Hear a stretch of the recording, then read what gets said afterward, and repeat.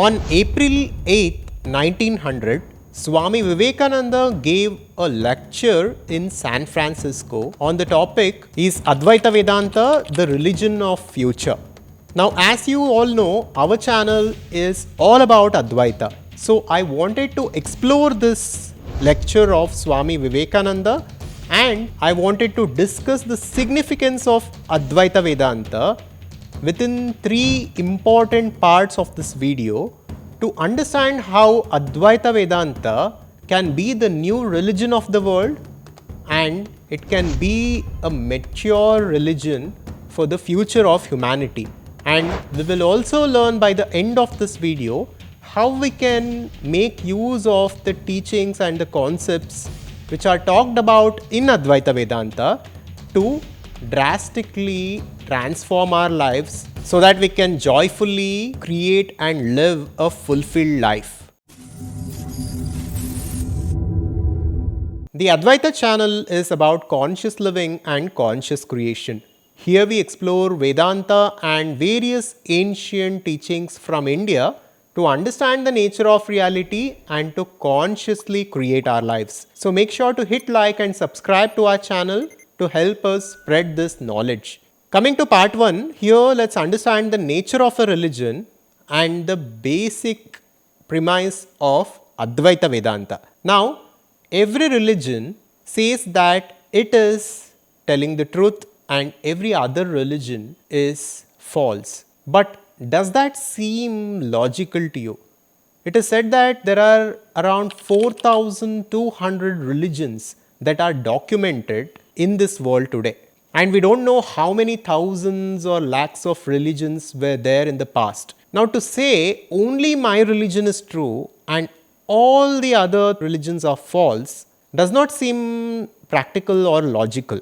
Now, what else can be logical? To this, Ramakrishna Paramahamsa used to say, since that divine is infinite and so far out of reach from the human mind, the paths to get there, the paths to reach that God must also be infinite. And therefore, we can say every religion is true in its own way. And every religion and every philosophy is a model of reality which is pointing us towards that absolute reality. Now, although that God is one, although that infinite consciousness is one, the paths to get there and the models of reality to explain that infinite consciousness can be many. And hence it makes more sense to say all religions are true instead of saying all religions are false except mine. This is what Swami Vivekananda told us. This is what Ramakrishna Paramahamsa told us. Now, coming to the nature of a religion, every religion apart from the Sanatana Dharma and Vedanta does these three things. One, they refer to a particular book or a particular teaching. Second, they refer to a particular prophet or a particular founder of that religion. Third, almost all of them say that only their path and their way is right and every other way and every other religion is wrong. As far as I know, only the Upanishads tell us that even these Upanishads that you are studying, they themselves will not take you to that absolute reality. You need to transcend this, you need to take this as a pointer and you need to go beyond this in order to get there. So, in this way, Advaita Vedanta is very different from any other philosophy or religion.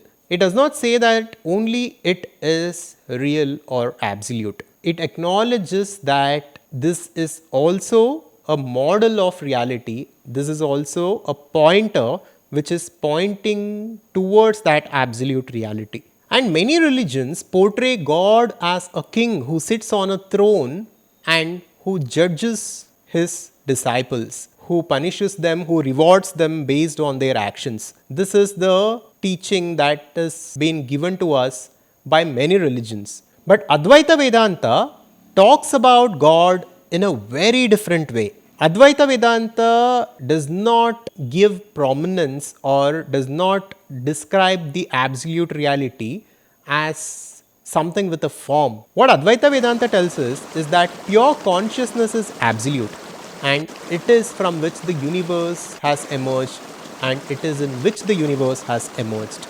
And this is what we can call the absolute God. And this absolute God is both transcendent and immanent. This God is both beyond this universe, and this God is the universe. So, Advaita tells us that there is absolute non duality. There is only God who is beyond this universe and who is this universe and who is us also. So, the duality and the individual identity that we are perceiving right now is simply an illusion as per Advaita. In part 2, we will go deeper into the teachings of Vedanta, and we will understand, can Vedanta be the religion of the future? Because of the points that we discussed in part 1, because of the nature of a traditional religion which has one book, which has one prophet, which believes in one philosophy, which says only it is true and all others are false, Vedanta is a very different kind of a philosophy or a religion. So I don't even know whether we can call this a religion in the traditional sense. But I think the Advaita Vedanta is the ideal religion for the future. It can be a religion or a philosophy that integrates every other religion and that unifies all philosophies and religions together. This can stop wars, this can bring unity and harmony in the world. Now, most of the suffering that we are seeing in the world, comes down to our differences. We fight with others because they don't believe in the same things that we do. This is childish, but this is what is happening in the world. Like we discussed earlier, the solution is in acceptance. And the philosophy that I subscribe to, which is the integral Advaita, is the ideal philosophy, I think, for the future of humanity.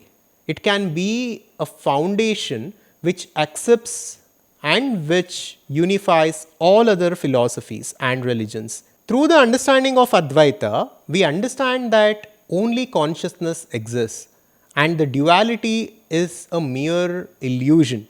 There is no actual separation in this world, and in our essence, we are all one, and there is absolute unity.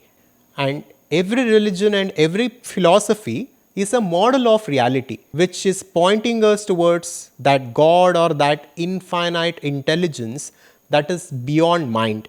Now, Swami Vivekananda said in this lecture that Vedanta has not become popular among the masses because it does not subscribe to a particular book or a leader or a prophet, and it does not say that it by itself is the ultimate philosophy or it by itself is absolute. But I think the time has come for Advaita Vedanta to meet the world, and this is the purpose of our channel and this is the purpose of our work.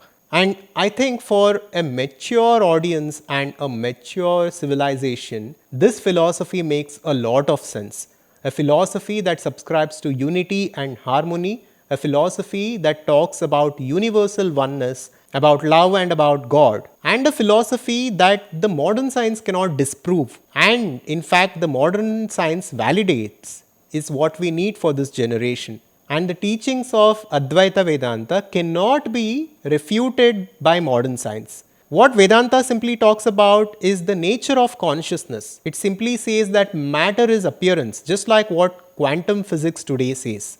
And it says that consciousness is fundamental, which modern science is coming to. And I truly think that this will become mainstream and the mature world of the future will accept it and make it a part of their life in order to live harmoniously. Swami Vivekananda in another letter talks about the importance of Advaita Vedanta and the significance of having a universal religion like Advaita Vedanta. Here he says, who is the universe? In whom is the soul? Who is in the soul? Who is the soul of man? Knowing him and therefore the universe as ourself alone extinguishes all fear, brings an end to misery and leads to infinite freedom. Wherever there has been expansion in love or progress in well-being of individuals or numbers, it has been through the perception, realization and the practicalization of the eternal truth, the oneness of all beings. Dependence is misery, independence is happiness. The Advaita is the only system which gives unto man complete possession of himself, takes off all dependence and its associated superstitions, thus making us brave to suffer, brave to do, and in the long run attain to absolute freedom. Like this, Swamiji goes on to describe the beauty and the necessity of Advaita to the modern world.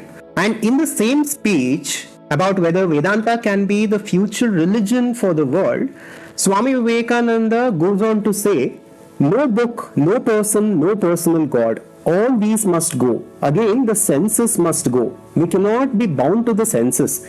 At present, we are tied down like persons dying of cold in glaciers. They feel such a strong desire to sleep, and when their friends try to wake them, warning them of death, they say, let me die, I want to sleep.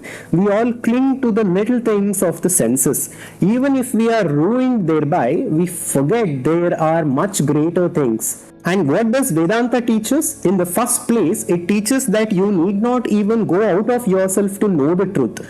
All the past and all the future are here in the present. No man ever saw the past. Did any one of you see the past? When you think you are knowing the past, you only imagine the past in the present moment. To see the future, you would have to bring it down to the present, which is the only reality. The rest is imagination.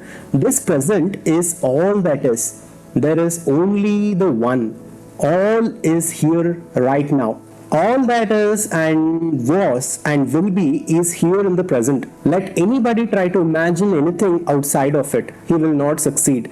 And later on he goes on to say, therefore Vedanta formulates not universal brotherhood but universal oneness. I am the same as the other man, as any animal, good, bad, anything.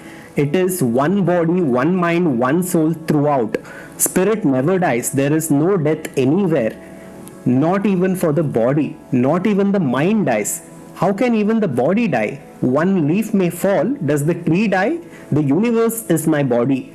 See how it continues. All minds are mine. With all feet I walk. Through all mouths I speak. In everybody I reside.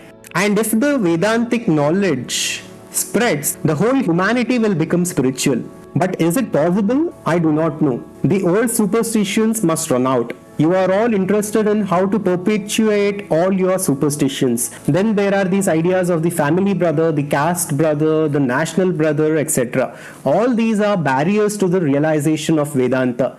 In part 3, let us understand some principles of Advaita Vedanta to use them in our lives to transform our lives. Now, the fundamental premise of Advaita Vedanta is that this world is an appearance and the infinite consciousness is the absolute reality, and you and me are one with that infinite consciousness or God. This is what Vedanta tells us. Through the teachings of Vedanta, we can come to a realization that all of us are one and the same. The differences that we see between us is a mere illusion.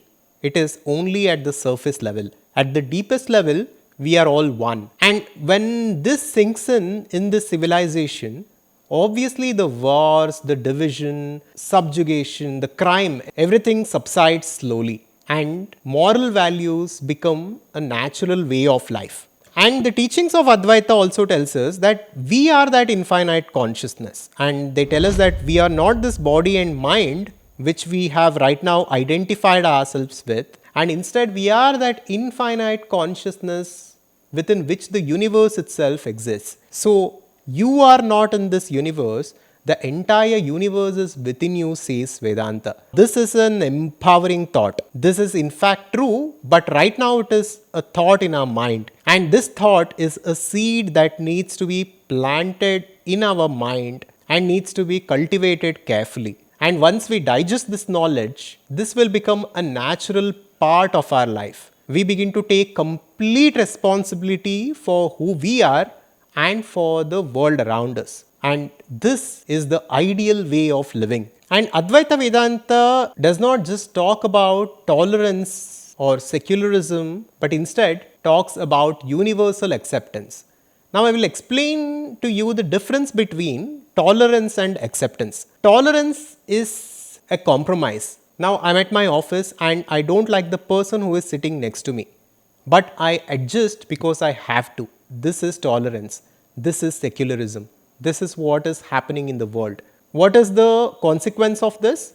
The moment I am empowered and I can control your life, and the moment I am promoted, I will remove you or I will displace you. This is the consequence of tolerance. Now, what Sanatana Dharma teaches us is universal acceptance. I don't mind who you are, I don't mind your belief systems, I don't mind what is going through your mind, and I don't mind the gods you worship. I accept you absolutely for who you are, not for who you can be or not who I want you to be. So, this is the way we need to look at people, and this is the way in which we must live our lives. And this is what the ancient Sanatana Dharma taught us. Now, if you want to understand the teachings of Vedanta at a deeper level, we had made a simple video called The Game of Life. Here I try to explain the complex concepts of Vedanta through the metaphor of game of life, through the examples that all of us can understand. And I think for most of you, this video will be really helpful. So you can check out this video next. Thank you for watching. Make sure to subscribe to our YouTube channel, and I'll see you on the next one. If you liked the video, check out this next and make sure to subscribe to our YouTube channel for more content like this. Thank you and welcome to our community.